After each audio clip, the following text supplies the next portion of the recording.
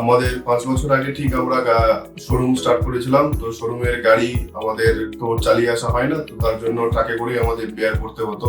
তো প্রথমত দেখতে পাচ্ছিলাম ট্রাকে বেয়ার করা অনেকটাই কস্টলি হয়ে পড়ে। ধীরে ধীরে আমরা একটা গাড়ি নিলাম, ডিজেল গাড়ি। ডিজেল গাড়ির সমস্যা বলতে আমাদের পার মান্থ 25 থেকে 30 হাজার টাকার উপরে তেল খরচ হয়ে যায়। ইভি সম্পর্কে আমার একটু হলেও নলেজ রয়েছে যে ইভি জিনিসটা কি, কেন আমরা ইউজ করবো, ইভি ইউজ করলে আমার কি বেনিফিট।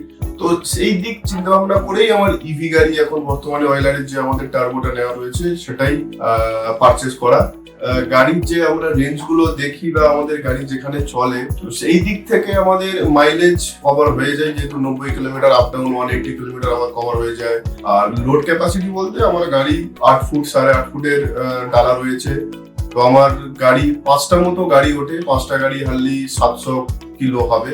তো এই রেঞ্জ নিয়ে আমার কভার হয়ে যায়। তো আমিও চালালাম, দেখলাম ওভারঅল ডিস্টেন্স পার কাছ থেকে আমাদের হাতে যে স্টিয়ারিং পজিশন ওভারঅল গুড, যেহেতু পাওয়ার স্টিয়ারিং রয়েছে, লোডও বেশি থাকে, সেক্ষেত্রে প্রবলেম হয় না।